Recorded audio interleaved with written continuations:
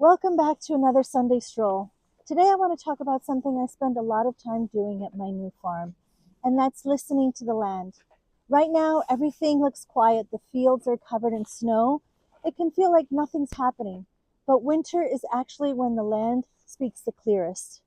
When I say listening to the land, I mean observing slowly over time. When I first moved to this farm, I spent a lot of time walking and paying attention before making any planting decisions. Every piece of land has its patterns and its preferences. Patterns with respect to how water and wind flows through and how sun and shade move through, even the preferences of the wildlife and the pollinators. Listening is about noticing those patterns and those preferences.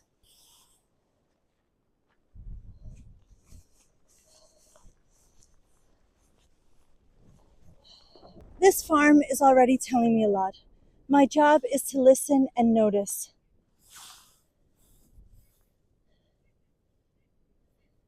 With the snow on the ground, you can more clearly see the topography of the land. You see where the water naturally settles and where it moves through. You can see the low spots and the slopes, and even the subtle elevations that are easy to miss once everything greens up. You can also feel the wind, where it moves freely and where it's softened or blocked by the tree line or hedgerow. And even without the leaves on the trees, you can start to understand sun and shade. These details matter. They help me decide where certain plants are going to thrive and where others will struggle. One of the biggest lessons that I've learned over the years is that no farm or garden is one uniform space. It's made up of smaller microclimates. This section of the field behind me sits at the base of a slope. I learned the hard way that frost can settle in low-lying areas and damage or even kill a crop. So here I planted peonies, allium, bearded iris, and other spring and summer perennials that grow well before frost hits. I also built up the beds with a lot of compost and built trenches around the beds so that the plants don't sit in water and that I can redirect that water to plants that thrive in that situation. So here is our peony field, and these beds under the snow have a lot of compost building them up. And over on this side, along the stone wall underneath all of that snow, is the future site of my winterberry, plethora, viburnum, and red twig dogwood. Tree lines, woodland edges, and stone walls, even the open fields, they all create different conditions. Instead of seeing those as obstacles or challenges, I view them as information.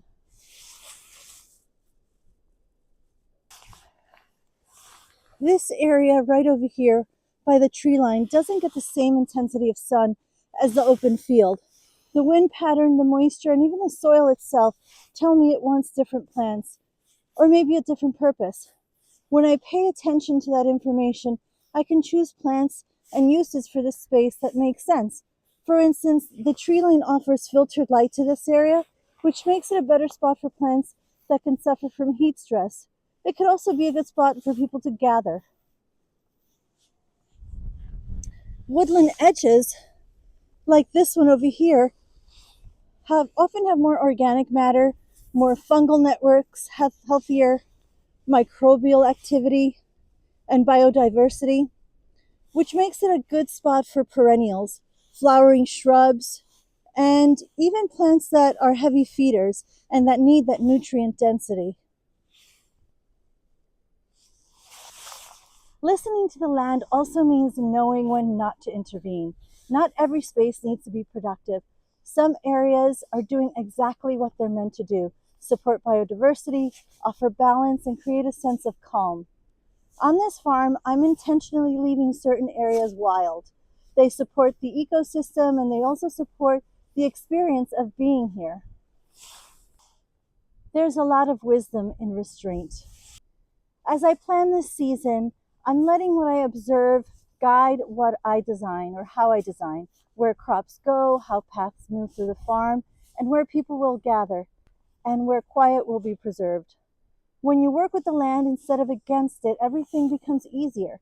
Plants are healthier, the work becomes lighter, it feels lighter, and the space becomes more welcoming. Listening to the land is an ongoing practice.